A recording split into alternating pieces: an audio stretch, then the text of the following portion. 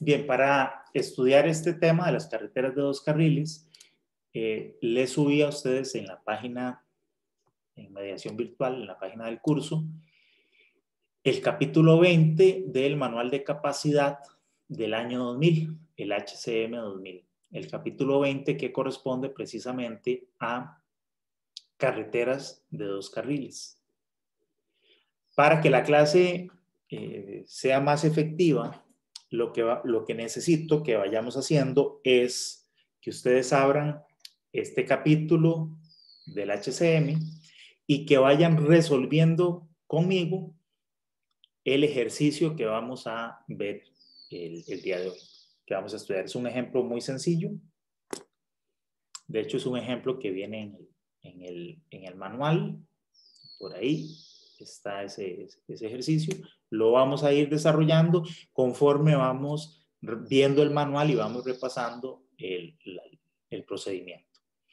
Entonces, todos por favor, necesito que tengan ahí a mano una calculadora, o bueno, con la calculadora de la computadora, si están con la compu, y vayan y donde anotar, y que tengan abierto el manual. Igual yo lo voy a ir proyectando aquí, pero para que vayamos en conjunto haciendo el ejercicio.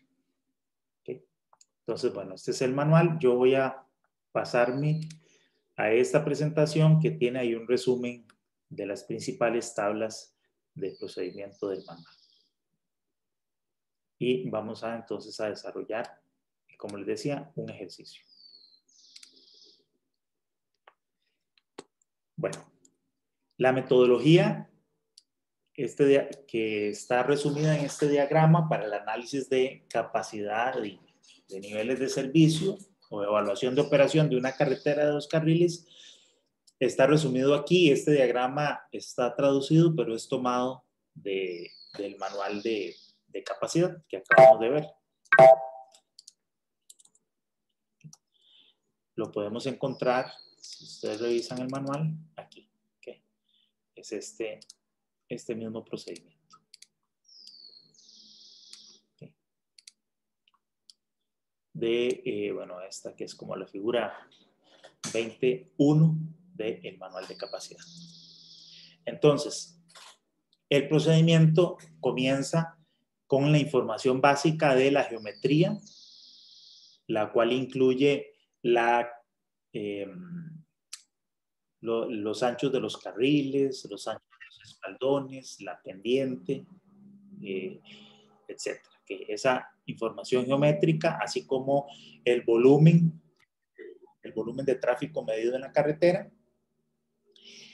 Y ahí depende también de si vamos a ver que, como estábamos conversando, como esto es una combinación de los conceptos de flujo continuo y demoras producidas por la falta de oportunidades de adelantamiento, desde el punto de vista del flujo continuo, uno de los parámetros importantísimos, recordemos, para el análisis es la velocidad. Entonces, el análisis va a partir de una velocidad a flujo libre, suponiendo que la carretera está vacía. Esa velocidad a flujo libre puede ser que yo la mida o puede ser que yo simplemente parta de un valor supuesto, de una velocidad máxima con la que se diseñó la carretera. ¿Okay? Entonces vean que aquí ya tengo dos de esas variables importantes del flujo continuo, que son la velocidad y el volumen. ¿Okay? Bueno, tengo también la información de la geometría. Y entonces, en este caso, el procedimiento se ramifica en dos partes.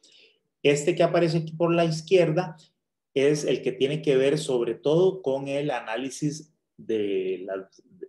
o los conceptos de flujo continuo, donde lo que se involucra es la estimación de velocidad de circulación de la vía.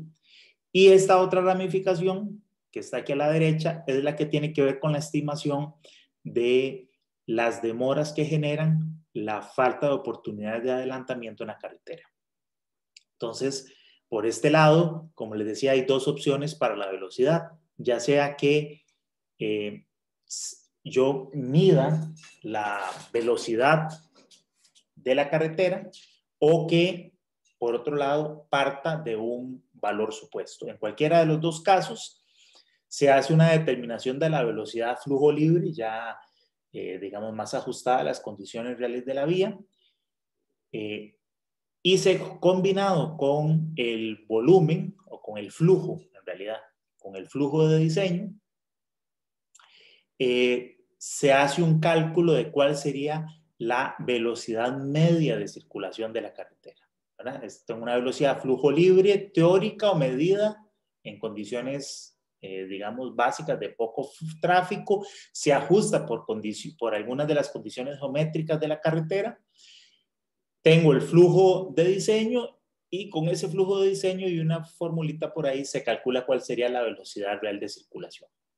Ese sería esta rama de acá. Y esta otra, como les decía, tiene que ver más bien con las oportunidades de adelantamiento que existen en la carretera. Entonces, según qué porcentaje de la carretera tenga doble raya amarilla, donde no es posible adelantar, y también con los datos del el volumen o el flujo que tengo en la vía, el flujo total y el flujo y cómo está distribuido ese flujo en un sentido de circulación y en el otro, determino qué porcentaje del tiempo que estoy recorriendo la carretera, qué porcentaje de ese tiempo lo pierdo por no poder adelantar. Y en función de esos dos parámetros, tanto de la velocidad media como el porcentaje perdido en seguimiento, se determina cuál es el nivel de servicio que brinda el tramo de carretera. Eso es básicamente el procedimiento. Entonces, para ello, vamos a utilizar este ejemplo, ¿no? Por favor, capturen la imagen ahí de la pantalla o anoten los datos para que lo vayamos resolviendo. Entonces, este es un análisis de una carretera de 2 carriles, es decir, un carril por sentido. Es la metodología que estamos estudiando. Vamos a suponer aquí para este tipo de carreteras y en general en flujo continuo, uno puede clasificar el tipo de terreno en 3 condiciones: montañoso, ondulado o plano, ¿verdad? A nivel. Entonces, en el caso de las carreteras de 2 carriles, esto se hace de la siguiente manera. En el caso de que el terreno sea ondulado o sea plano, existen unas tablitas muy sencillas con los factores de equivalencia que ya habíamos comentado, que me permite transformar los vehículos pesados a vehículos livianos equivalentes. Entonces, si el terreno es plano o ondulado, utilizamos unas tablitas que están allí muy, muy sencillas. En el caso de que el terreno sea montañoso, hay que hacer un análisis un poquito más complejo para el cálculo de esos factores de equivalencia. En este caso vamos a suponer que el terreno es ondulado. Luego, en términos de la geometría, vamos a suponer que los carriles son de 3,4 metros, con espaldones de 1,20 m, y el tramo que estamos analizando es de 10 kilómetros.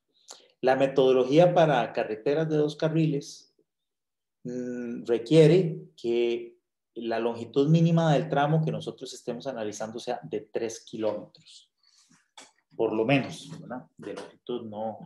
De tramos más chiquititos, la metodología no sería muy buena para el análisis porque, como mencionábamos, esto considera cómo está distribuido o cómo están distribuidas las oportunidades de adelantamiento a lo largo del tramo. Entonces, el tramo tiene que ser por lo menos de 3 kilómetros para que las consideraciones de la metodología respecto a cómo afecta esa distribución de sitios en donde se puede y no se puede adelantar en la carretera sean aplicables. Entonces, bueno, en este caso vamos a suponer que la longitud es de 10 kilómetros.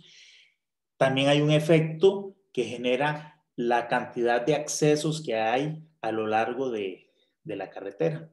Entonces, aquí estamos suponiendo que hay 12 puntos de acceso por kilómetro. Esos son conexiones, intersecciones o puntos de acceso importantes que haya a lo largo de la vía.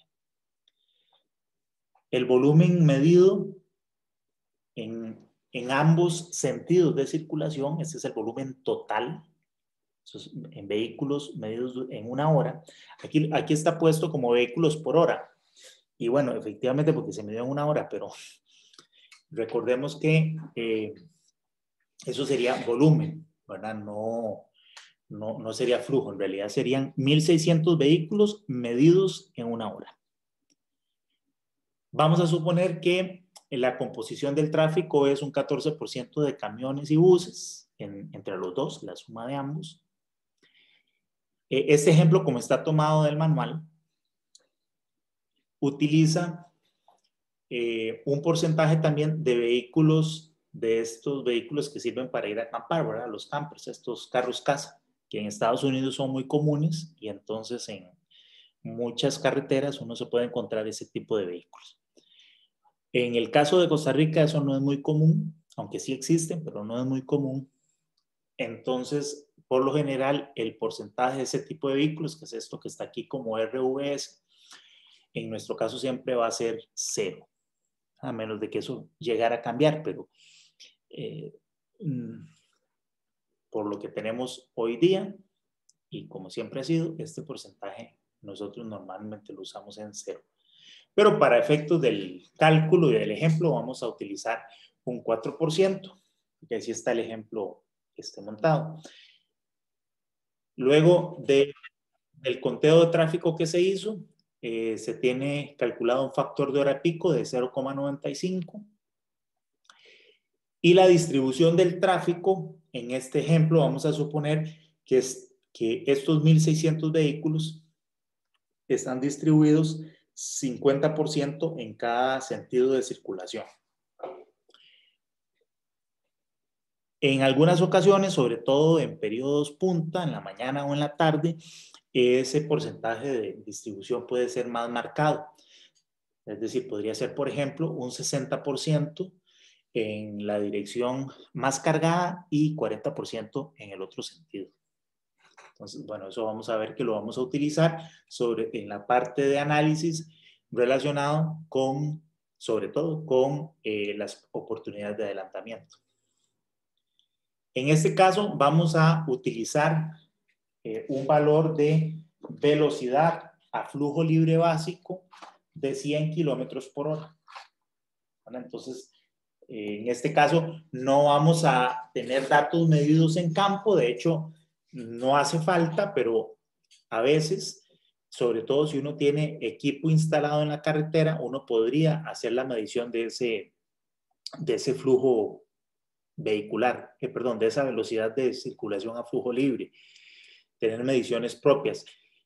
Para eso uno lo que hace es tomar mediciones de velocidad, utilizando cualquier método de medición de velocidad, pero utilizando datos solamente en aquellas condiciones de operación en donde uno tenga flujos o volúmenes de menos de 200 vehículos por hora. O sea, para volúmenes realmente bajitos, bien bajitos. Entonces, con esos datos, uno puede calcular un valor de velocidad flujo libre básico. ¿Okay? En este caso, ahora eso, como les digo, no es usual. Uno generalmente no hace esas mediciones y no es necesario, sino que uno puede partir de una velocidad flujo libre básica que podría tomar como referencia una velocidad de diseño, por ejemplo. Fíjense que aquí estamos usando 100 kilómetros por hora. En muchas de nuestras carreteras esa velocidad de flujo libre base podría rondar el 80 kilómetros por hora. Que las condiciones de geometría en las carreteras de 2 carriles de nuestro país en general son un poco más restrictivas.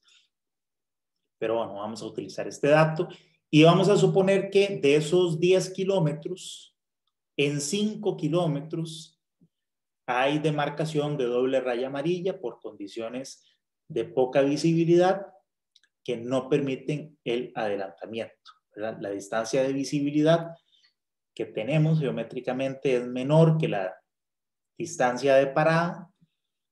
Ya todos ustedes llevaron o están llevando el curso de diseño geométrico, ¿no? Vial 1, ¿cierto?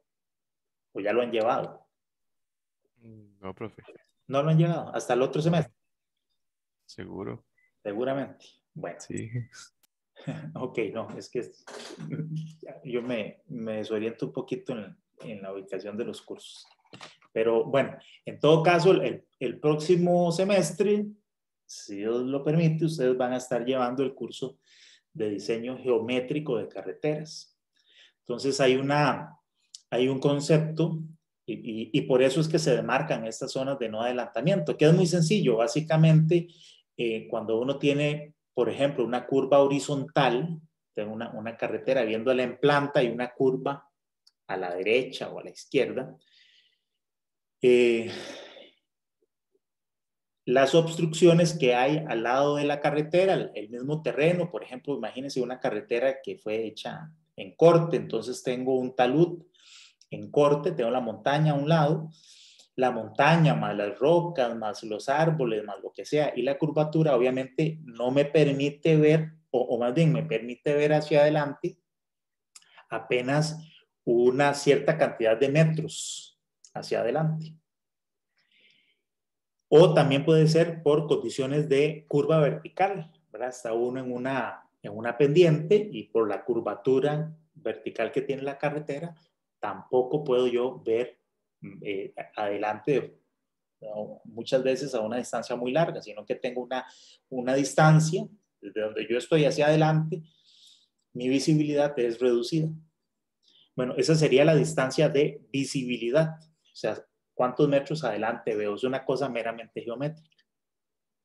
Por otro lado, cuando uno va conduciendo el vehículo, si tuviera que detenerlo por alguna emergencia, pues no sé, hay un perro atravesado en la carretera o los vehículos que van más adelante se tuvieron que detener pues, por alguna cosa, hay un accidente o lo que sea, tengo que detener el vehículo de forma de emergencia. A partir del momento en que yo veo que hay una situación adelante de mí que me obliga a detener el vehículo,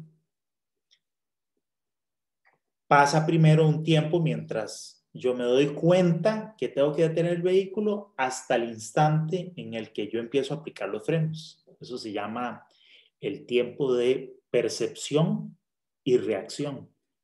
Percibo que hay algo adelante y reacciono, mi cerebro lo computa y reacciono aplicando los frenos. Ese es el tiempo de percepción y reacción. Ahí yo recorro una cierta distancia, que es muy fácil de calcular, ¿verdad? Velocidad igual a distancia entre tiempo, entonces la distancia que recorro depende de la velocidad a la que estoy circulando. A esa velocidad, por ese tiempo de percepción y reacción, que son unos cuantos segundos, yo recorro una distancia.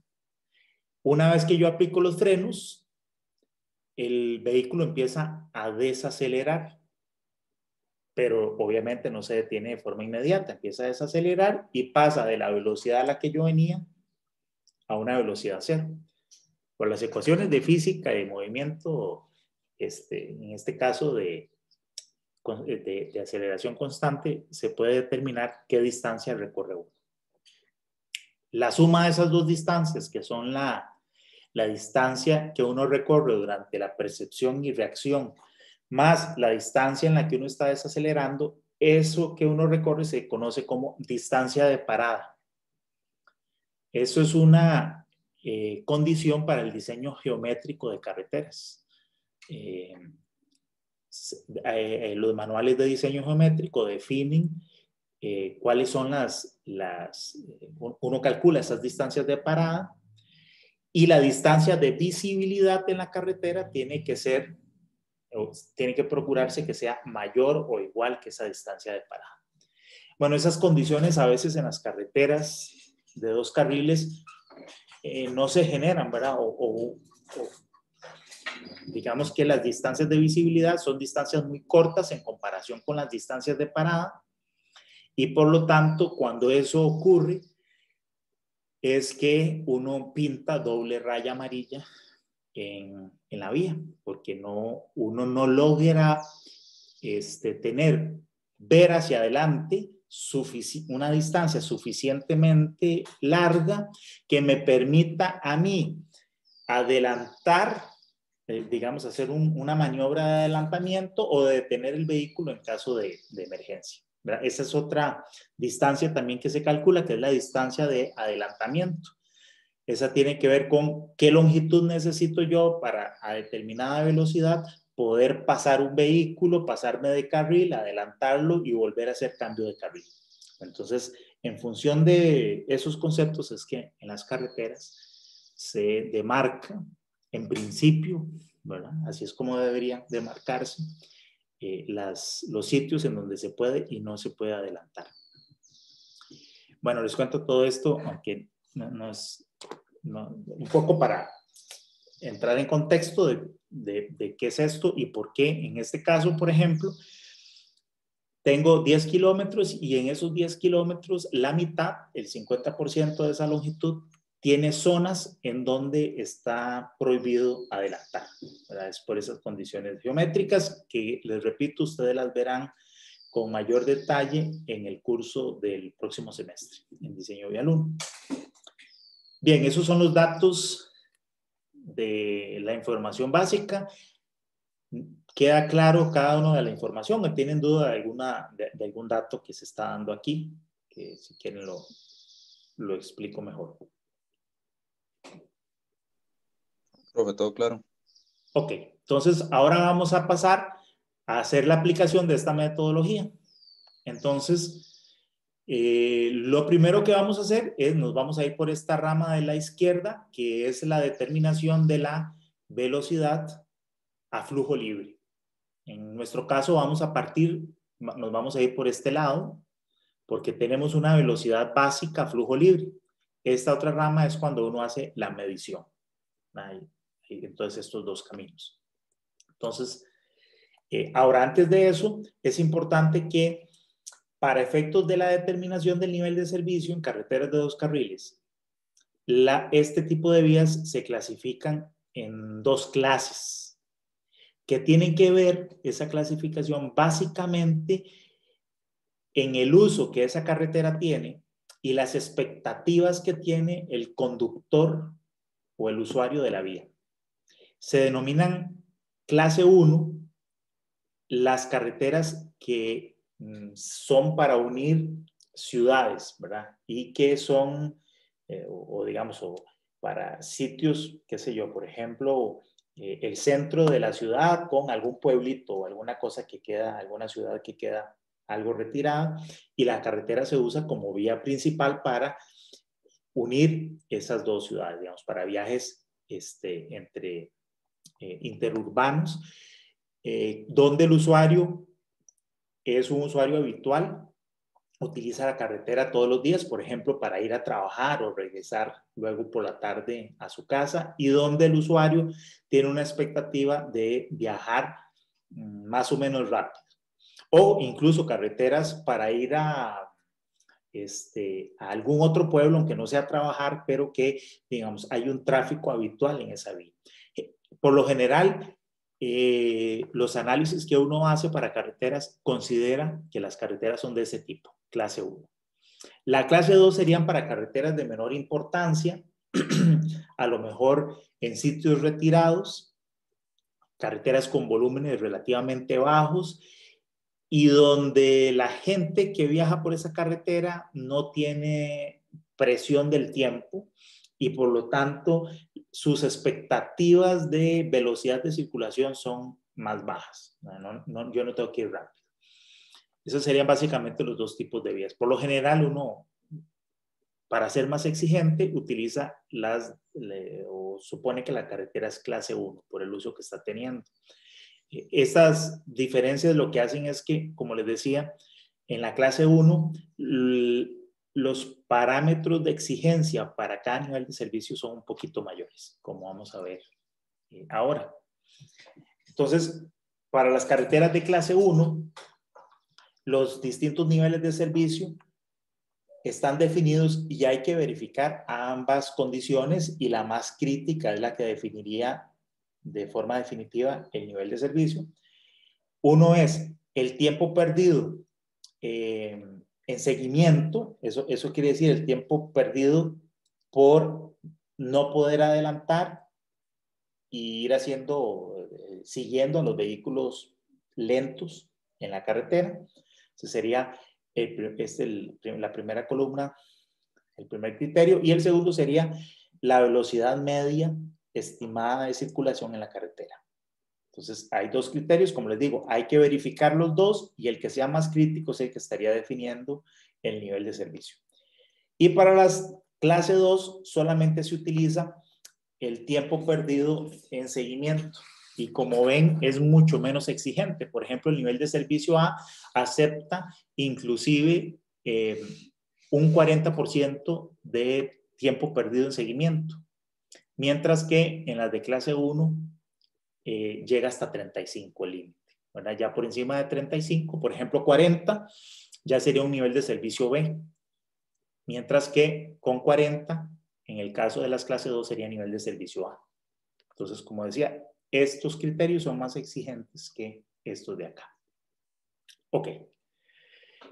En general, en cualquiera de estas carreteras, si el flujo de diseño excede la capacidad, la cual está definida en estas vías como 1.700 vehículos equivalentes por hora en cada sentido de circulación, o 3.200 la capacidad de los dos sentidos. Si el flujo de diseño excede esos valores, entonces inmediatamente uno define que el nivel de servicio de la carretera es F. ¿Verdad? Recordemos en la curva que vimos de velocidad y flujo, que en el caso de autopistas y carreteras multicarril, recordemos que el tramo de arriba de la parábola definía distintas densidades A, B, y cada nivel de servicio correspondía a una de esas densidades, A, B, C, D, y el nivel de servicio E se alcanzaba en la punta de la parábola, es decir, cuando alcanzábamos la capacidad. Ya por encima de la capacidad, de ahí en adelante todo es F. Bueno, aquí aplica el mismo concepto. Bien, nos vamos a devolver ahora después a estas tablas para ver el nivel de servicio de nuestra vía. Lo primero es, entonces, partimos con la velocidad. Les decía que tenemos dos alternativas. Esta que aparece aquí con esta ecuación es cuando yo hago mediciones de velocidad, son datos reales para mi carretera. Entonces, la velocidad que yo mido en esas condiciones de poco tráfico, yo hablaba de menos de 200 vehículos por hora, esa velocidad que mido promedio es esta. ¿Okay? Esta S sub FM, esa velocidad media medida, que luego se ajusta en función de volumen observado y el factor de equivalencia de vehículos pesados. Usaríamos esta fórmula en esa condición. Ya dentro de un rato vamos a ver cómo se calcula este factor de vehículos pesados. Y este sería básicamente el volumen que nosotros medimos. ¿Okay? En nuestro caso eran, ¿qué? 1.700. No, 1.000, ¿qué era? 1.600. ¿Okay? Pero nosotros no tenemos esta velocidad medida, sino que iríamos a la segunda condición, que es esta. Y es cuando yo utilizo una velocidad flujo libre base. En nuestro caso es 100 kilómetros por hora. Y a esos 100 kilómetros por hora le vamos a aplicar un par de factores de reducción. Uno depende de el ancho de los espaldones. Y el otro, que es el FA, depende de la cantidad de puntos de acceso. Esos son los dos factores. Entonces vamos a ir a calcular esto. Vamos a ver entonces primero el FLS, que es por el ancho de espaldones. La determinación de este factor de ajuste depende del ancho del carril, que en nuestro caso es de 3.4. Entonces nos estaríamos ubicando en esta tercera línea. Y por otro lado, el ancho de los espaldones, que si mal no recuerdo era de 1.2, ¿verdad? Entonces, correcto. sí, correcto, 1.2. Entonces estaríamos en esta columna de acá, ¿no? Entonces tendríamos 3.4 y 1.2 nos estaría dando un factor F sub LS de 2,8. Entonces, se anotan ese dato por ahí. Luego, el otro factor que tiene que ver con la cantidad de puntos de acceso que tiene la vía, depende entonces del, creo que en nuestro caso eran 12, ¿sí? 12 por kilómetro. Entonces nos ubicaríamos en esta línea de acá. Y tendríamos una reducción en la velocidad de 5 kilómetros por hora. Ese sería el factor F sub A. Si uno tuviera otro valor, puede interpolar entre los valores de la tabla. En este caso 12 y tenemos entonces un factor 5. Bien, entonces, ¿cuánto sería nuestra velocidad? Entonces aplicamos esta fórmula, ¿no? Serían 100 menos el FLS menos el FA. El FLS teníamos que era 2.8 y el FA 5. Entonces haríamos ese cálculo, por favor.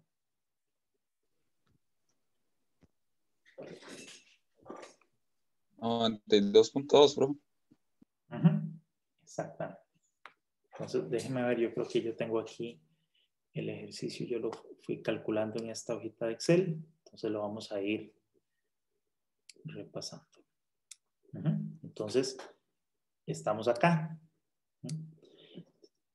100, 2,85, 92,2. Este sería entonces nuestro valor de la velocidad a flujo libre, ya ajustada, 92.2, efectivamente.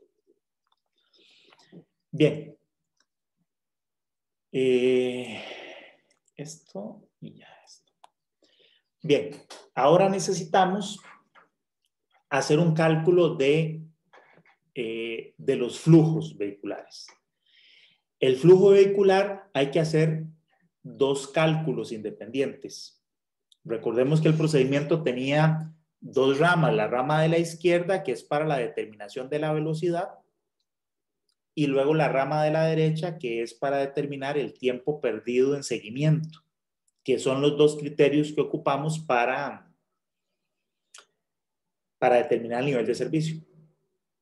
Bueno, en cada una de esas ramas se hace una estimación distinta del flujo vehicular, porque la afectación que tiene para la velocidad y para el tiempo en seguimiento es distinto, aunque la fórmula que usamos es la misma.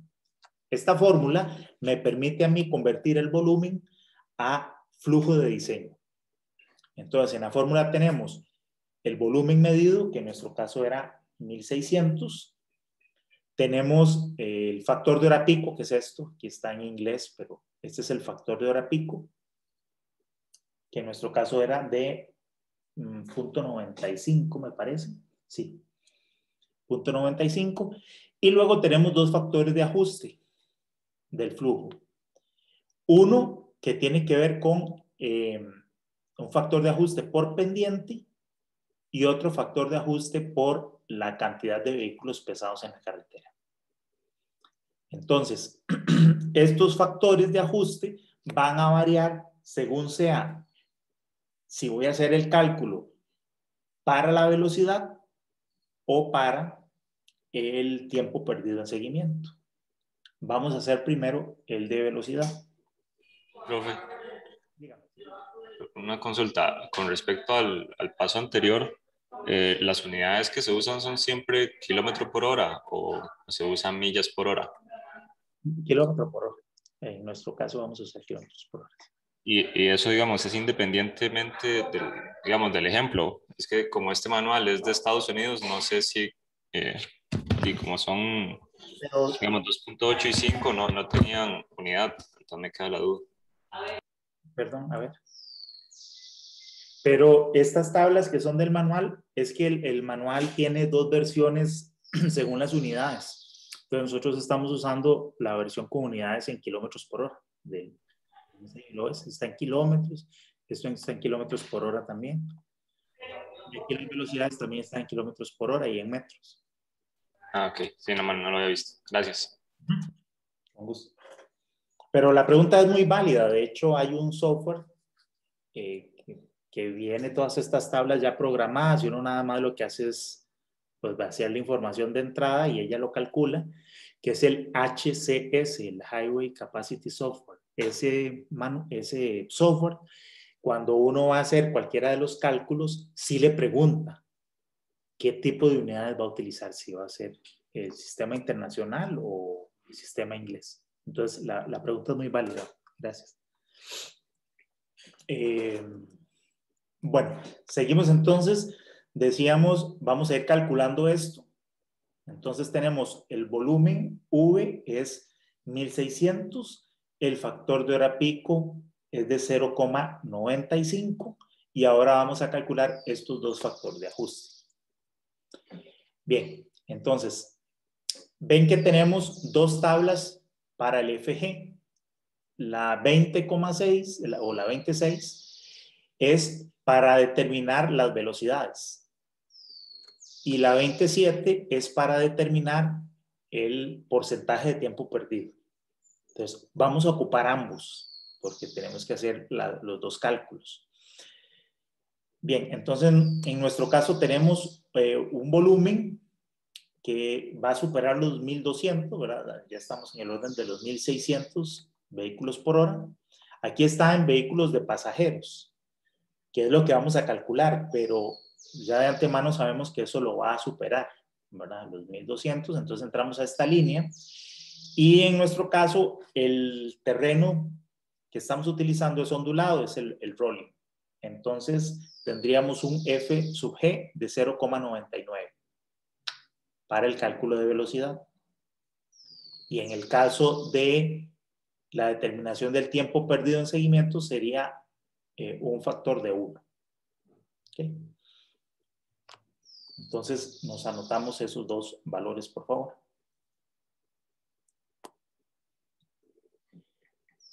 Luego, aquí vamos a hacer la determinación de los factores vamos a ver, es que creo que me hace falta, para que veamos la fórmula primero. El otro factor es el factor de vehículos pesados. El factor de vehículos pesados se calcula con esta fórmula. Esta fórmula se repite en todos los análisis de capacidad y niveles de servicio de las metodologías del HCM. Siempre se calcula de la misma manera.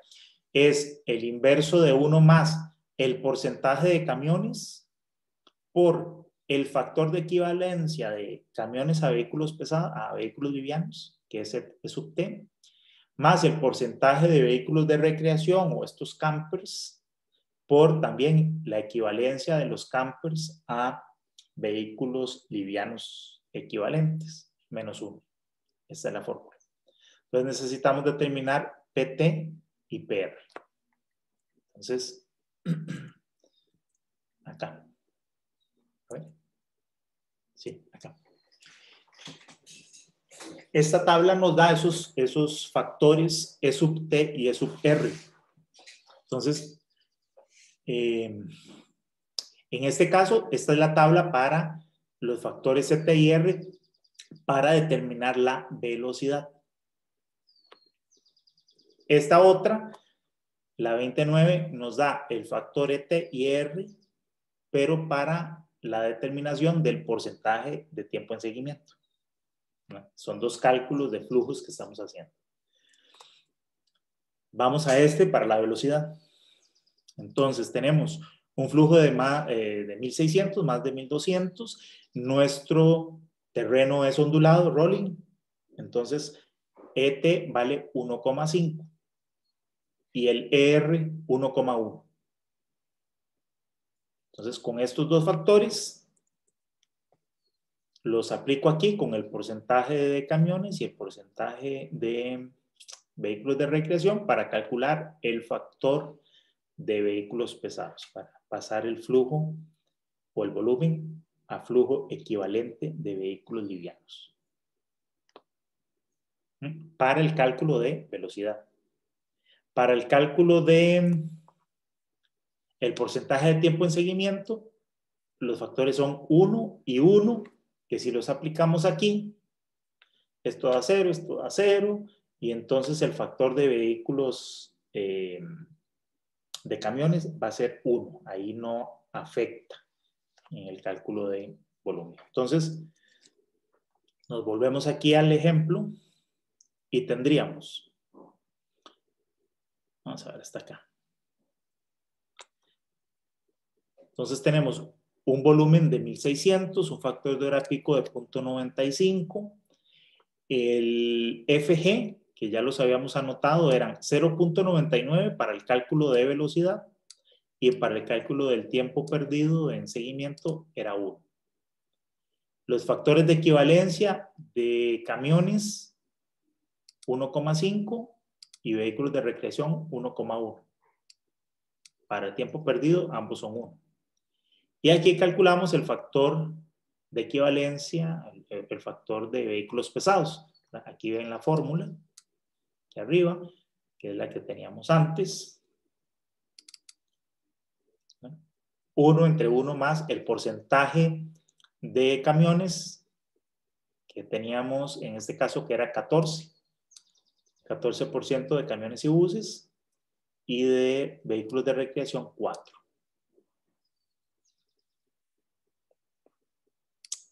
Bien, entonces aquí el factor de equivalencia o el factor de ajuste por vehículos pesados sería 14 por 1,5 menos 1 y aquí 4 por 1,1 menos 1. ¿Okay? Entonces, les da igual, 0.931. En el caso del tiempo perdido, el factor es 1. Y el volumen sería entonces, el flujo más bien de diseño sería 1600 entre 0.95, entre 0.99 y entre 0.931. Daría 1827. Y en el otro caso, para el cálculo del tiempo perdido en seguimiento, sería 1600 entre 0.95, entre 1 y entre 1. 1684. ¿Les dio igual? ¿Alguna duda?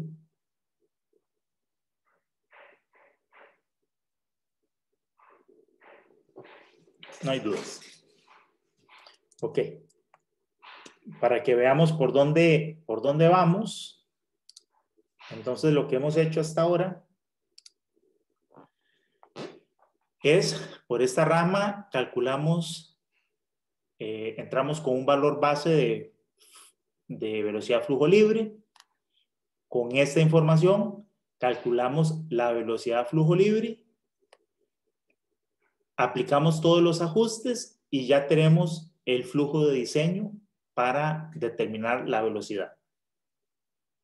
Y por el otro lado,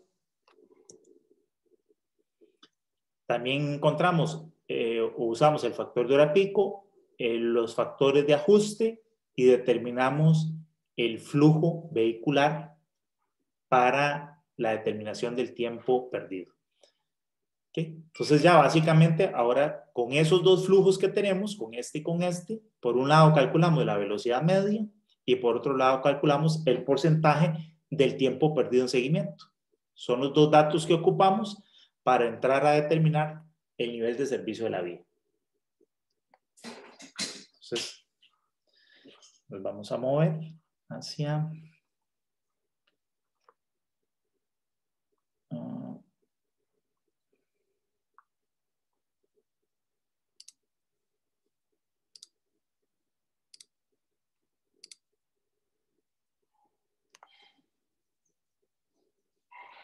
Ok.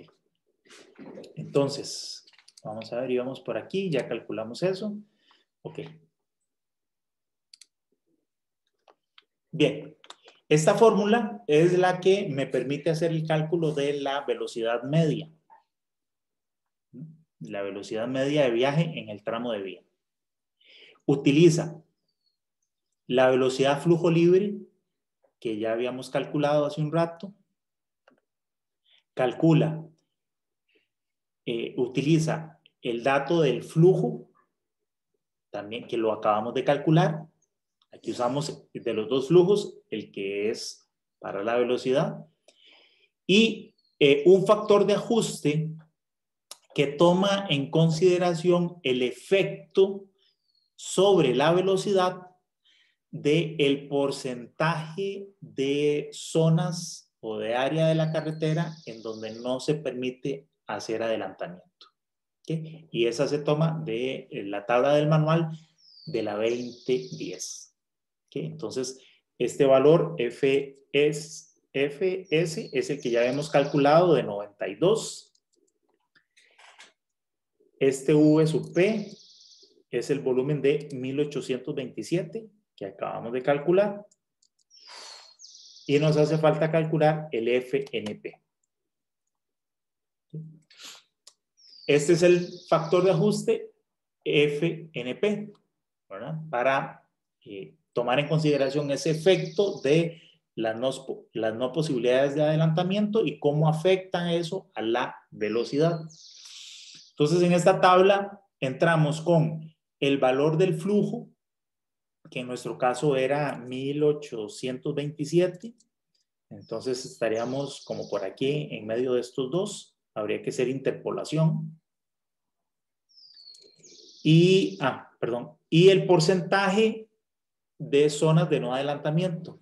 En nuestra carretera decía que era 50%. Entonces también habría que interpolar entre estas dos columnas. ¿Okay? Entonces necesitaríamos interpolar. Vamos a ver, entre estos valores que son 1.1 y 1.6 para el valor de 1800 y para 2000 entre 1 y 1.4, interpolar acá, y luego entre esos dos interpolar entre 1800 y 2000 para llegarle a 1827. ¿Sí se entiende? ¿Alguna pregunta? Hay que interpolar acá. Tenemos, nuestro rango es este.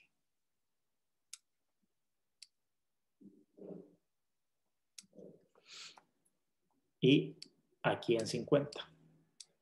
Entonces ocupamos acá, acá y acá. ¿Okay? Entonces interpolen y me dicen cuál sería el valor que habría que usar. Por favor.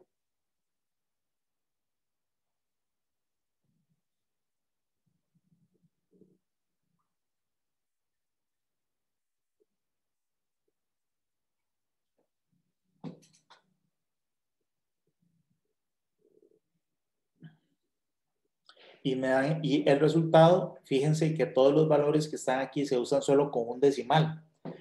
Entonces ahí la interpolación que dé la usaríamos solamente con un decimal.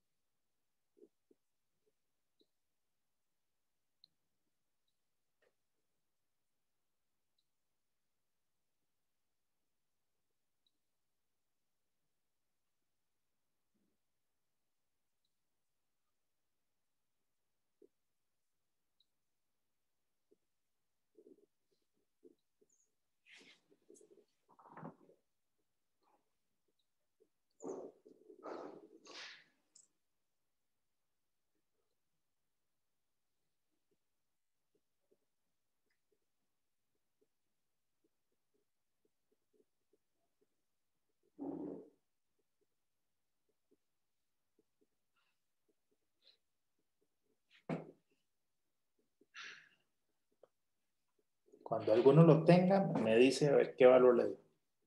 Por favor.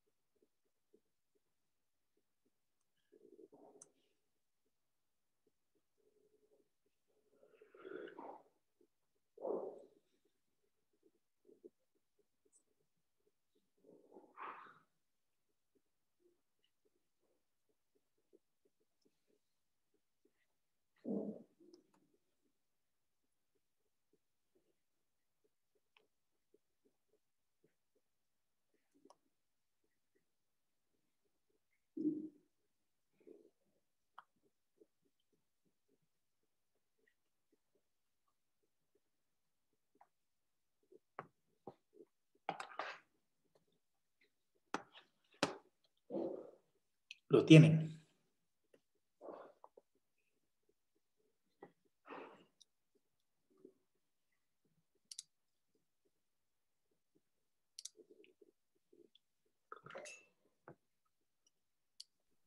Pero no estoy seguro si es el valor que estaba pidiendo calcular, pero lo que yo encontré en 1800 me da 1.35 y el otro me da 1.2. ¿Cuál es el otro? No me acuerdo, 2000 creo que era, el de 2000. Ah, ya. O sea, aquí le dio 1.35. Sí, Ok, vamos a ver. Lo que había que hacer era esto. A ver si les... Sí. En 1800 y en 2000, entonces calculaste entre 40 y 60. En 50 te da 1.35. sí, Ok. Y para 2000, entre 1 y 1.4 le dio 1.2. 1.2. Ok, ahora, entre estos dos, porque nuestro valor de flujo es 1827. Entonces ahora habría que interpolar entre estos dos. Ok. A 1827.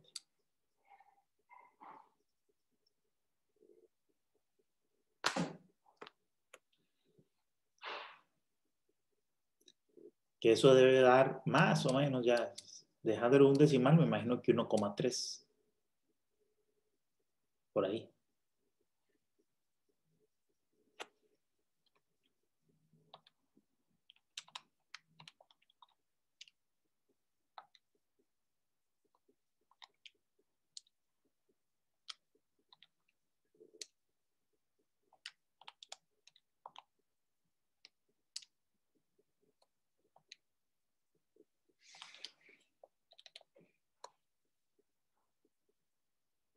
Sí.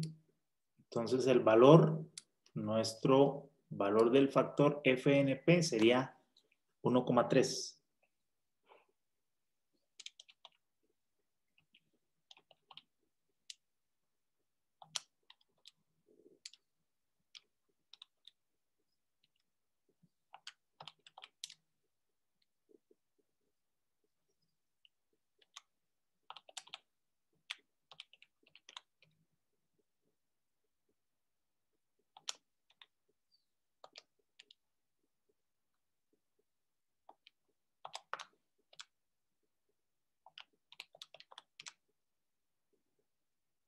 En realidad da como 1.33 más o menos, pero como usamos solo un decimal, nos queda un 1.3. ¿Sí? Todo el mundo le dio bien. Oye, ¿cómo hizo para calcularlo? Es que a mí me está dando 1.23. En este caso tendríamos la diferencia entre estos dos, ¿verdad? 1,2 menos 1,35. La diferencia aquí son 200 por la diferencia entre este y este, que serían 27 nada más. Y a eso habría que sumarle 1,35. Entonces, esto me da como 1,329 algo. O sea, como 1,33, pero como usamos solo un decimal, entonces nos daría 1,3. ¿Y por qué es que le sumo el 1.35 y no el 1.2? Bueno, es que depende para dónde esté interpolando. Si vas a calcular esta diferencia positiva o negativa. Digamos, si yo hago 1.2 menos 1,35 me da menos 0,15, pasando de aquí para acá, ¿verdad? En esta dirección. Disminuye 0.15 en 200, que es la diferencia que hay entre estos dos, ¿verdad? Dividido entre 200. Ok, gracias. y luego eso lo multiplico por 27, que es la diferencia que hay aquí entre mi valor. Por 27, y a eso le sumo pues el inicial 1.87. Ajá, y da 1.30 y esto más o menos. Esta cosa, pero bueno, con un solo decimal daría 1.3. ¿De acuerdo? Entonces, aunque eso no va a hacer mucha diferencia, si uso un poquito un decimal, digamos un decimal más o menos, da más o menos lo mismo. Eso digo yo, si a alguno le interesara o lo necesitara después programar en una hoja de cálculo. Bueno, entonces nos devolvemos acá, tendríamos... una cosa importante, tal vez aquí de una vez, teníamos 1827 vehículos equivalentes por hora. Eso es en los dos sentidos de circulación. Ese volumen total y el volumen en el sentido más cargado lo tenemos que comparar contra esas capacidades teóricas o digamos o medias que se tienen para carreteras de 2 carriles. En el caso de la capacidad en ambos sentidos, el límite es de 3.200. Y en el caso de un sentido de circulación, la capacidad es de 1.700. Esto acá. Entonces, este 1827 es el volumen en ambos sentidos de circulación. Vemos que ese flujo en los dos sentidos es menor a la capacidad. Entonces, no estamos en nivel de servicio EFI. Tampoco si comparamos 1827, aquí decía que estaba distribuido 50-50. Entonces, multiplicamos 1827 por 0.5. Si tuviéramos una distribución 60-40, tendríamos que usar, multiplicarlo por 0.6, siempre utilizando el sentido más cargado. En ambos casos, tanto en este flujo que es para el cálculo de velocidades como para este flujo que es para el tiempo perdido, tanto el volumen o el flujo en ambos sentidos como el flujo en el sentido más cargado es menor a estos valores de capacidad límite. Entonces, continuamos, porque si ya esto diera mayor, no necesitamos hacer ningún cálculo más. Ahí directamente diríamos que el nivel de servicio es F. Pero en este caso no. Entonces, aquí hacemos esa comprobación. Ahora, el factor que acabamos de encontrar era de 1.3. Por lo tanto, la velocidad media de circulación, que recordemos, se calculaba con esta fórmula, es la velocidad flujo libre menos 0,0125 por el flujo y menos el FNP. Entonces, velocidad flujo libre 92,2 menos 0,0125 por 1827 menos ese factor que acabamos de encontrar de 1.3, y eso nos da 68,1 como velocidad media. ¿De acuerdo? Ya, incluso ya con esta velocidad ya podríamos definir cuál es el nivel de servicio según la velocidad. Ahorita ya lo vamos a hacer. Aquí dice que es D, pero ahorita lo vamos a comprobar en la tabla. Luego, ahora sigue el otro cálculo, que es determinar el tiempo perdido en seguimiento.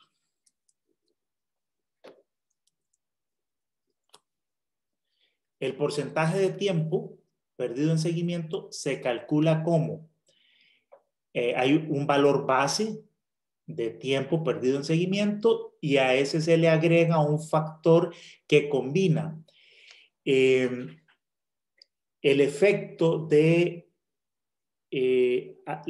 digamos, el efecto que tiene la zona de no adelantamiento sobre el tiempo que uno va siguiendo vehículos. Entonces, hay que calcular primero este ve este porcentaje de tiempo en seguimiento base, con base en esta ecuación, que depende únicamente del volumen o el flujo de diseño, pero en este caso usamos el flujo de diseño que determinamos para este procedimiento del tiempo perdido. Es decir, este valor de 1684 es el que usamos aquí para esta fórmula. Y bueno, hagamos eso de una vez. Entonces la fórmula, aplicamos esta ecuación, 100 por 1 más la exponencial de este factor por VP. Eso está hecho aquí. ¿Okay? Entonces ven, esta es la ecuación y estoy utilizando el valor de 1684. Y luego me voy a determinar este factor de ajuste por el efecto combinado de el tiempo que se sigue y la distribución direccional. Bien. Ese factor de ajuste se determina con esta tabla, la 2011, tal y como señala aquí el manual, ¿verdad? Entonces me voy a la tabla 2011 del manual. Ingreso con dos datos.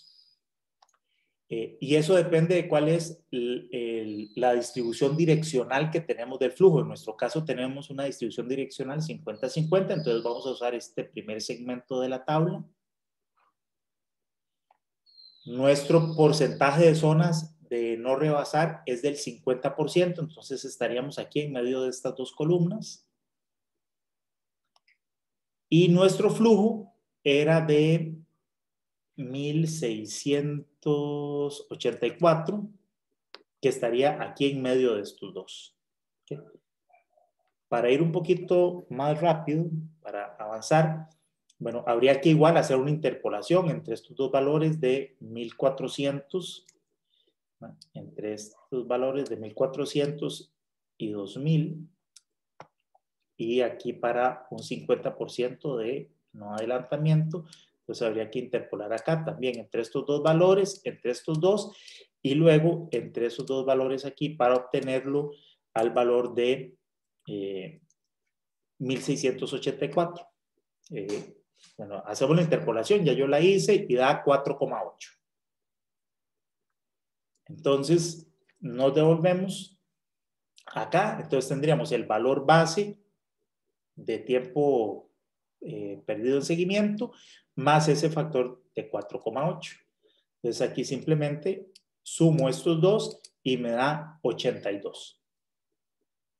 Ya tengo los dos valores que necesito para entrar a las tablas de nivel de servicio, que es el porcentaje de tiempo en seguimiento y la velocidad promedio. Que eso corresponde, como veíamos, a esta rama, cálculo de la velocidad, y a esta otra rama que es el cálculo del porcentaje de tiempo perdido en seguimiento. Con esos dos vamos a determinar el nivel de servicio de acuerdo a esta tabla, que íbamos a suponer que era una carretera clase 1. Entonces tenemos una velocidad promedio de 68,1. Entonces si me voy acá a esta columna de la tabla, fíjense que 68,1 estaría acá. Entonces, el nivel de servicio sería D. Y por parte del porcentaje de tiempo en seguimiento, el 82% del tiempo, los vehículos están en cola siguiendo a otros vehículos más livianos, más pesados, perdón, más lentos. Entonces, es 82, entramos acá. Y vea que tenemos que es mayor de 80 y entonces daría un nivel de servicio E. Por la velocidad dice que es D y por el porcentaje de tiempo en seguimiento es E. Por lo tanto, el nivel de servicio sería E, que es el peor de los dos. ¿Alguna duda?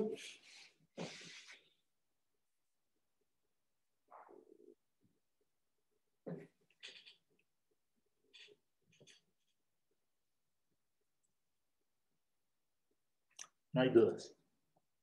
Bueno, esta es la parte de este método que vamos a ver, que es los análisis que son más sencillos. Ustedes tienen el capítulo completo, podrían también revisarlo, porque la metodología tiene, si quiere veamos rápidamente el manual, para que vean qué otras cosas tiene ese capítulo. Nosotros hemos llegado hasta acá.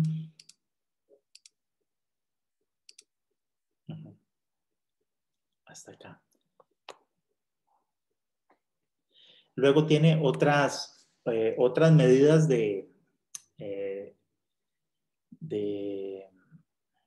digamos, de operación de la carretera, las cuales se basan en el cálculo de la relación de V sobre C, que también habíamos mencionado en la clase anterior, que era un parámetro muy importante. Y entonces aquí vienen unos parámetros adicionales que se pueden calcular para calificar la operación, y también lo que les decía, que en el caso de terrenos montañosos, en lugar, las tablas que utilizamos para hacer el cálculo del factor de equivalencia de vehículos pesados a vehículos livianos ya no se pueden utilizar, sino que tenemos que entrar a unos cálculos más detallados. Entonces se utilizan estas tablas de la 22 en adelante, donde ahí ya depende de cuál es la pendiente del tramo de carretera que estoy estudiando y la longitud sobre la cual esa pendiente se sostiene, ¿verdad? Es constante esa pendiente. Entonces, con esos tramos de longitud y esos porcentajes de pendiente, calculamos los factores de ajuste FG que habíamos utilizado al principio, ¿verdad? Según el volumen de diseño. Entonces, ya esto es un análisis un poco más detallado. Y la otra cosa que tiene, bueno, y además aquí el factor de vehículos pesados se distribuye más, ¿verdad? Según porcentaje de la distribución de la composición del tráfico. También se puede determinar la velocidad, igual que antes, pero con fórmulas un poquito más desarrolladas, pero el procedimiento es más o menos el mismo. Y la otra cosa interesante que tiene esto es qué pasa cuando uno pone carriles de ascenso. En las carreteras de 2 carriles, como ustedes saben, a veces se coloca en el sentido de circulación ascendente un pedazo, una cierta longitud, un carril adicional para que los camiones se hagan a un lado, los vehículos pesados se hagan a un lado y los vehículos puedan adelantar. Entonces aquí viene un procedimiento que ustedes lo pueden estudiar. Eso no se va a evaluar en el curso, pero para que sepan que existe, y ahí viene el procedimiento de cómo se hace la estimación del incremento de capacidad que tiene eso y el efecto que tiene entonces sobre los niveles de servicio. Nada más lo comento para que sepan que eso está por ahí. Pero no es, digamos, eso no es materia del curso, sino que es nada más tratar de ver los conceptos básicos. Ok, eso sería el capítulo entonces de carreteras de 2 carriles, un análisis básico. La idea es que ustedes, en caso de que les interese el área y vayan a llevar el curso de Vial 2, que es un curso optativo, ahí ya ven con mayor detalle los análisis de capacidad y nivel de servicio de distintos tipos de vías, ven también cómo diseñar sistemas de semáforos, cómo determinar los tiempos, el ciclo, el patrón de fases y la distribución de tiempos. Y además ven micro simulación de tráfico, todo eso lo ven en ese curso. Ahora, bueno, son carreteras de 2 carriles, y ahora vamos a ver, o por lo menos empezar a ver el caso de intersecciones controladas con alto y seda. Ahí nos pasaríamos entonces a la temática de el análisis de flujo discontinuo. Bueno, entonces vamos a ver acá el procedimiento. Vamos a ir, les voy a mostrar un ejercicio que tengo hecho y luego se los paso. Este capítulo también lo subí a la página de mediación virtual. Entonces, ingresamos también con alguna información geométrica de la carretera, los volúmenes horarios y el porcentaje de vehículos pesados que hay en la intersección, eso medido para cada una de las maniobras en cada uno de los accesos de la intersección. Por un lado, hacemos un cálculo de lo que llamamos el volumen conflictivo o el volumen opuesto. Recordemos que las intersecciones con alto y seda, el concepto es de capacidad, va a estar determinado en función de la probabilidad de que sobre la vía principal se genere un espacio suficiente para que el vehículo pueda realizar su maniobra. Esa probabilidad de que haya un espacio supone que todos los flujos que llegan a la intersección llegan de manera aleatoria. Entonces, en función de la magnitud del volumen que hay en la intersección y los volúmenes que me impiden a mí cruzar, se va a determinar esa capacidad. Entonces, aquí calculamos ese volumen conflictivo o cuál es el volumen o flujo, más bien, que me impide a mí pasar y hacer mi maniobra. Por este lado. Y por el otro lado, también necesito tener cuáles son los valores del intervalo de seguimiento y del intervalo crítico. ¿Qué es el intervalo crítico? Ese espacio temporal, cuánto tiempo necesito yo entre un vehículo y otro para poder hacer mi maniobra de cruce en la intersección. Y el intervalo de seguimiento es si hay un espacio suficientemente grande y varios vehículos podemos hacer la maniobra de cruce, ¿qué separación vamos a tener un vehículo entre otros? Esos valores promedios sería el intervalo de seguimiento. Uno se llama TG y el otro TF. Ahora les voy a pasar cuáles son los valores medidos en distintas investigaciones que se han hecho principalmente en la UCR y que son los que la Dirección de Ingeniería de Tránsito utiliza como referencia para este cálculo. Teniendo el volumen conflictivo y esos intervalos críticos y de seguimiento, determino la capacidad potencial que tiene el movimiento. Luego vamos a ver que tenemos que hacerle unos ajustes a esa capacidad porque el supuesto de que los volúmenes conflictivos son flujos aleatorios no siempre se cumple. Entonces vamos a aplicar unos factores de ajuste por efectos de impedancia. Y a partir de ahí, bueno, podríamos calcular colas. Nosotros no vamos a ver el cálculo de colas, aunque es una fórmula muy sencilla, y veremos cómo se calculan las demoras y después determinaremos el nivel de servicio. El nivel de servicio, recordemos que en flujo discontinuo y intersecciones depende de precisamente las demoras. Entonces, las demoras están en función de la relación V sobre C. Entonces, por eso, en la parte de arriba calculamos la capacidad, ajustamos los volúmenes, con el V sobre C calculo las demoras y con las demoras determino el nivel de servicio. Ese es el procedimiento. Entonces vamos a ir viendo un ejemplo para irlo teniendo. Entonces me parece que es este.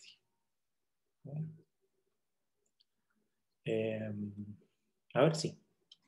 Vamos a suponer, aunque aquí está dibujado como una cruz, en realidad es una intersección en T, intersección que tiene esta forma.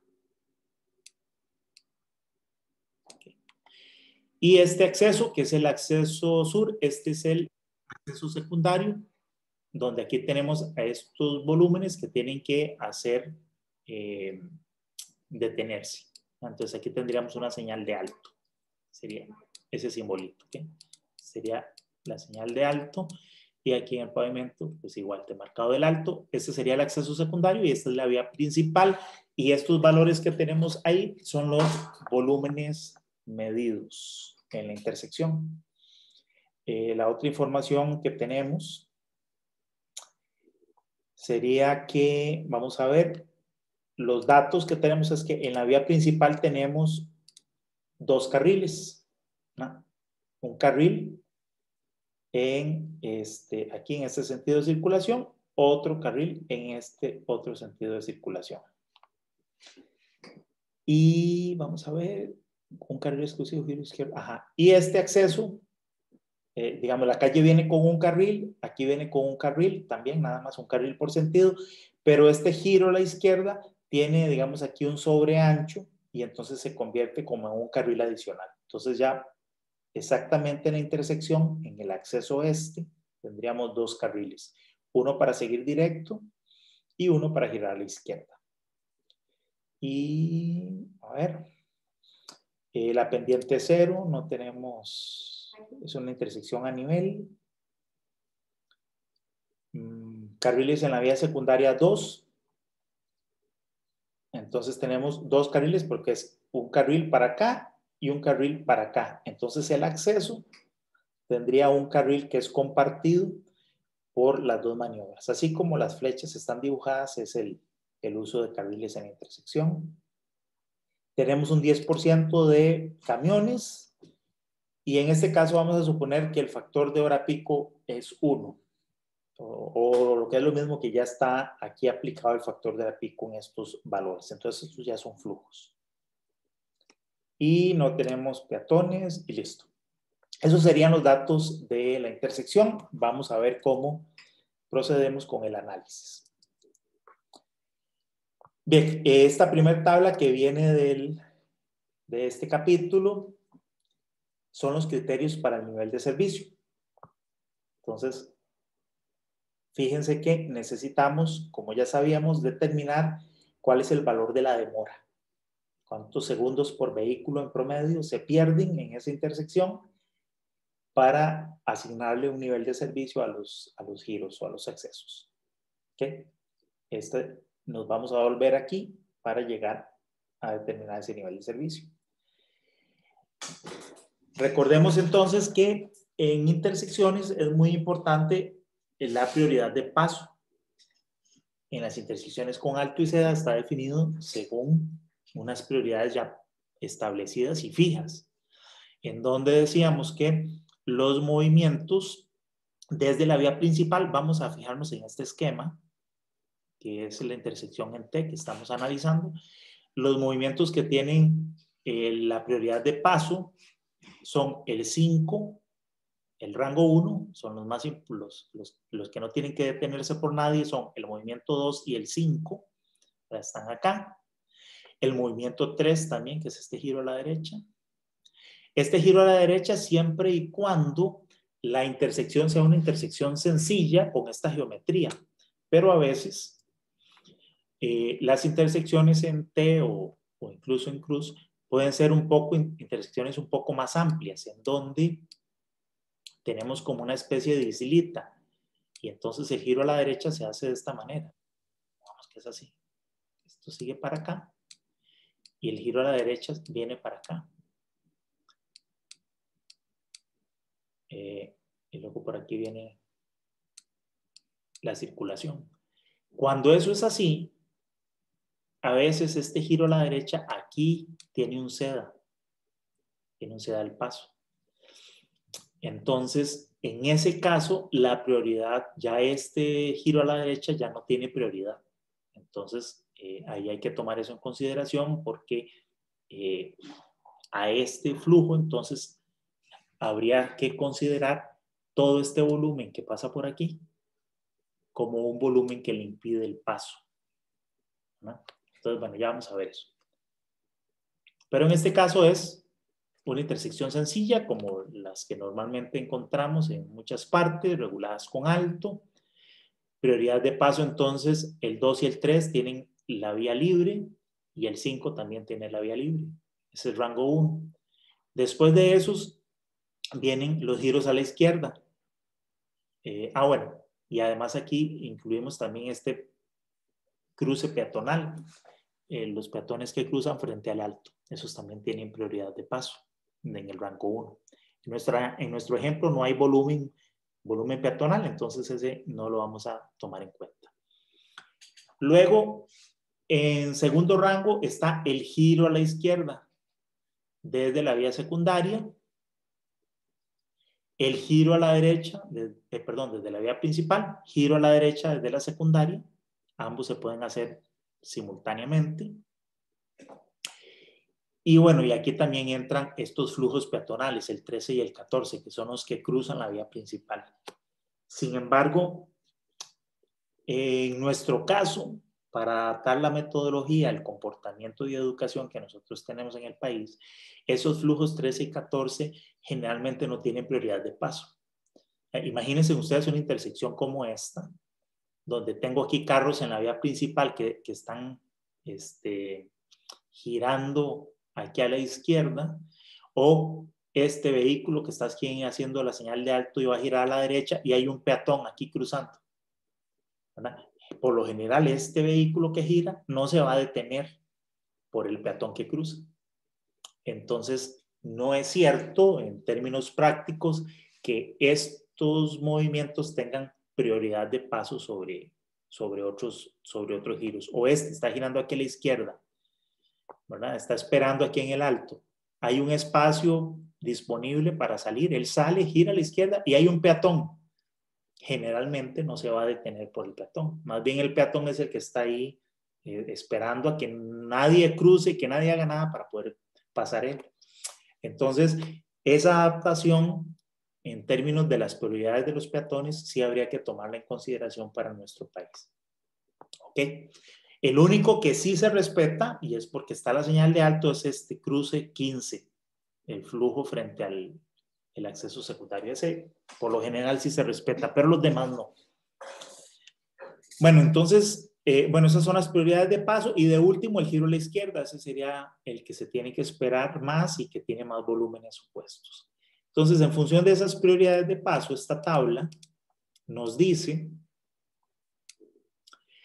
cuáles volúmenes debo yo sumar para determinar lo que se llama el volumen conflictivo o el volumen crítico, o volumen opuesto. Tienen todos esos nombres: conflictivo, crítico o opuesto, que es el volumen que me impide a mí realizar la maniobra.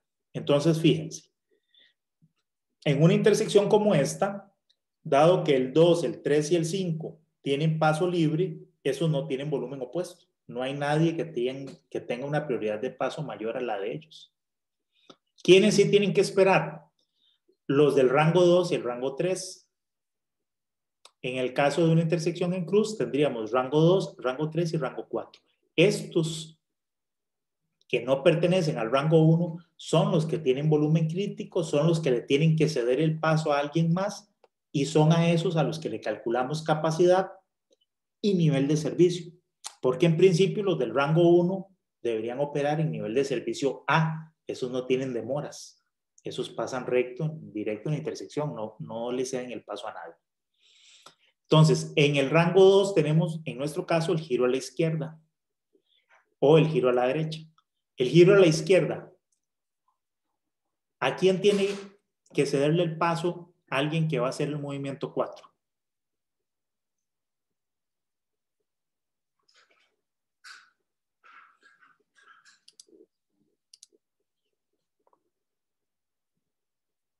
Tal vez Steven si baja. ¿A quién? ¿Cuáles movimientos, qué número de movimientos tienen prioridad y le impedirían a un vehículo que va a hacer el movimiento 4 el que pueda cruzar la intersección?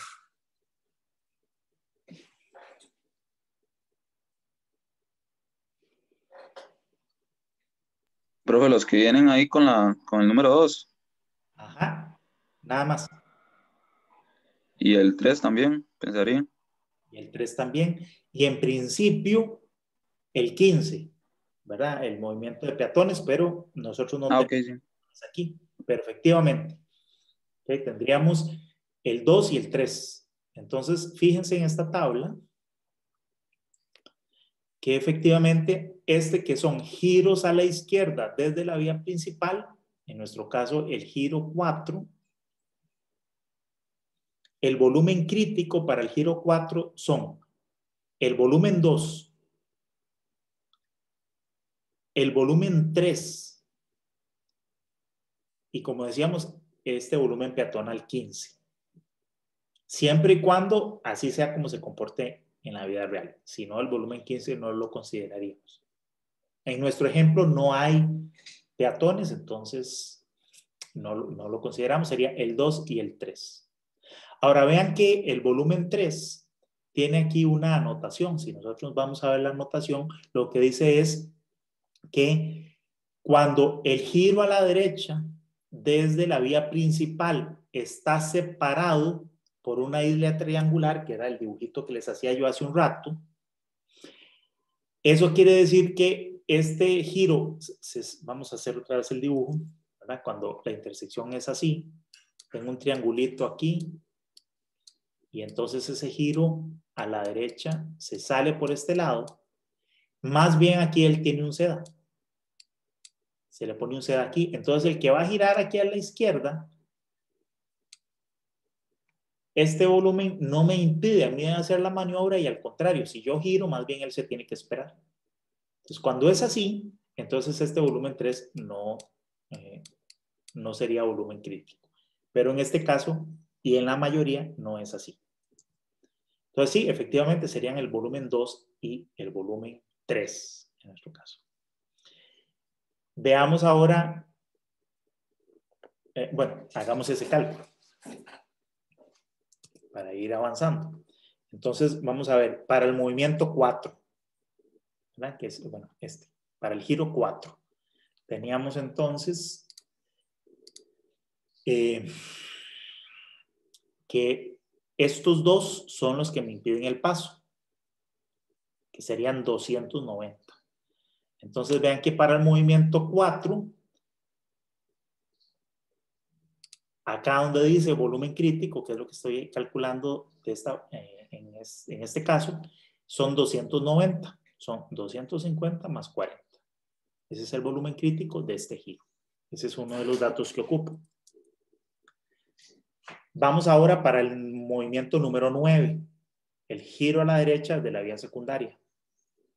¿Quién me dice cuáles serían los volúmenes que me impiden a mí realizar esa maniobra?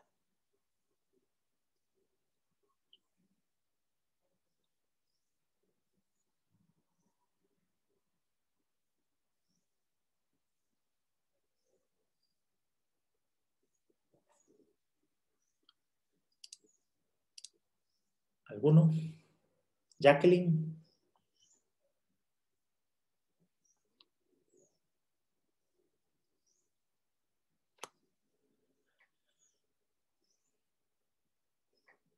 No está Jacqueline.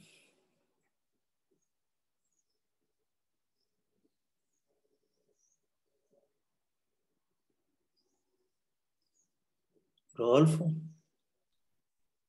Sería el 2 y en principio el 15 y el 14 también. En principio, el 15 y el 14. El 14 en nuestro caso nunca lo utilizaríamos. El 15 podría ser, pero también el 15, esos giros, esos flujos peatonales, normalmente quien los respeta van a ser los que están haciendo el alto, pero desde la vía principal normalmente no, es difícil que respeten ese movimiento. Bueno, en todo caso, nuestra intersección no tiene volúmenes peatonales. Nos quedaría solamente el 2, ¿verdad? Que es el único que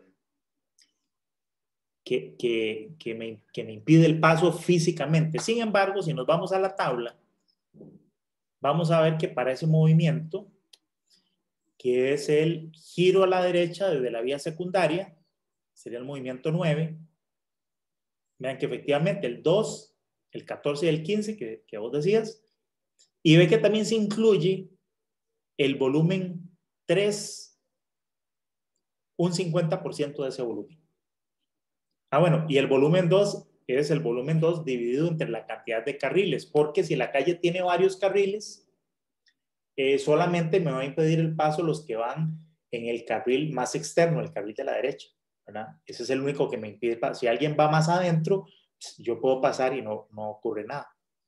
Entonces, es el volumen 2 entre la cantidad de carriles, ¿verdad? Y el volumen 3 se utiliza el 50% de ese volumen, por lo que hablábamos el otro día, que mucha gente no pone la señal, o algunos ponen la señal y no giran. Entonces, cuando uno está en la intersección ahí esperando, como que medio me estorba, ¿verdad? Si el que viene va a girar a la derecha, A veces me la juego y salgo, pero otras veces no. Entonces se utiliza el 50%.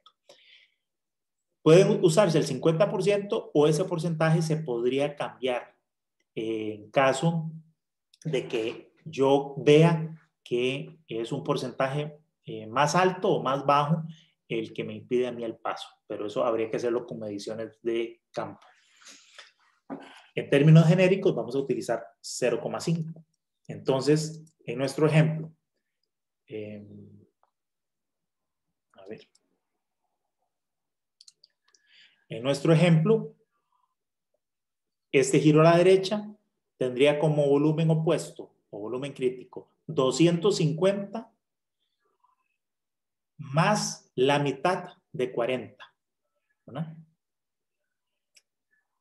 Entonces tendríamos aquí 270. ¿Verdad? Como ven, 250 más la mitad de 40. El último, que es el giro a la izquierda, en ese caso, para ir rápido, aquí está, giro a la izquierda desde la vía secundaria, que es este movimiento 7. Me impiden el paso todos estos. Me va a impedir el paso el 5. Bueno, todos, aquí hay más movimientos porque está el caso general de intersecciones de 4 brazos. Pero serían todos esos. Nosotros tendríamos el movimiento 5, tendríamos el movimiento 4, tendríamos el movimiento 2 y el movimiento 3. Fíjense que en este caso se utiliza el movimiento 2, al movimiento 3 le vamos a sumar también la mitad y le sumaríamos también el movimiento número 5 y el movimiento número 4. ¿Okay? Entonces,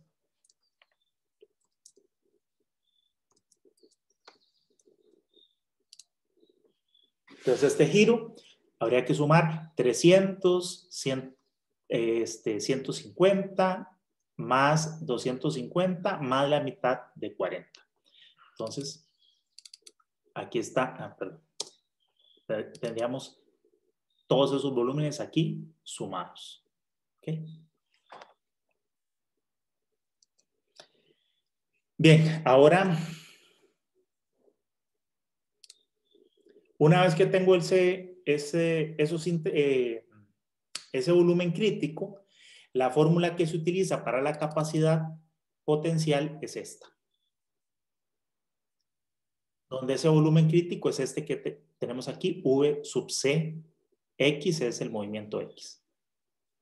Y ocupamos dos datos que son el intervalo crítico, que es TC, que es cuánto tiempo necesito yo despejado para cruzar, y el intervalo de seguimiento, y es el tiempo que me van siguiendo los vehículos. Para eso vamos a utilizar unos valores recomendados, como les decía, para Costa Rica. Yo se los voy a pasar, no se los he pasado todavía, que serían, vamos a ver,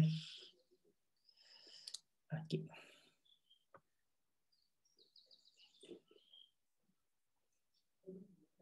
Un segundo, nada más les enseño eso y ya terminamos la clase de hoy con esto. Aquí está. Tenemos esto.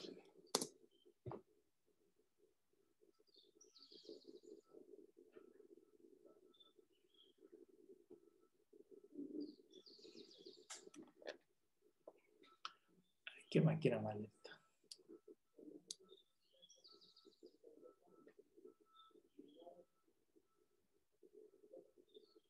Ahí está. Bueno, yo les voy a pasar esta información, la cual tiene esta tablita, que es la que vamos a utilizar, esta de aquí arriba de la izquierda, tiene para la vía secundaria y la vía principal, y para los movimientos que tienen que ceder el paso, el intervalo crítico, aquí dice que es TG, pero es lo que ahí en el manual se llama T sub C, y el intervalo de seguimiento T sub F. Entonces, esto medido en segundos sería lo que ocupamos. Veamos un ejemplo. El giro a la izquierda de la vía principal tiene un intervalo crítico de 4,1 segundos y 2,1 segundos de intervalo de seguimiento. Entonces, para hacer esa maniobra de giro izquierdo desde la principal, se ocupa que entre vehículo y vehículo hayan por lo menos 4 segundos de tiempo de separación para cruzar. Entonces esos valores son los que están colocados aquí. Entonces ven, 4,1 y 2,1. Entonces ahí básicamente me fijo en la tabla, coloco los valores de intervalo crítico, intervalo de seguimientos y acá tenemos esta fórmula ahí programada que depende de los volúmenes críticos y los intervalos críticos y de seguimiento, básicamente. ¿Okay? Con esto calculamos la capacidad potencial que tiene cada una de las maniobras. Vamos a quedar hasta aquí. La próxima clase vamos a ver cómo se ajusta esta capacidad por efectos de impedancia, que es esta sección del cálculo. Luego calcularíamos la capacidad en los accesos y en carriles compartidos, calculamos las demoras y determinamos el nivel de servicio. Eso es, básicamente. Entonces, nos veríamos, si Dios lo permite, en la próxima clase. Que tengan buen día, que les vaya muy bien con el proyecto, que lo terminen a tiempo y nos vemos el próximo lunes, si Dios lo permite. Hasta luego, profe. Hasta luego. Hasta luego.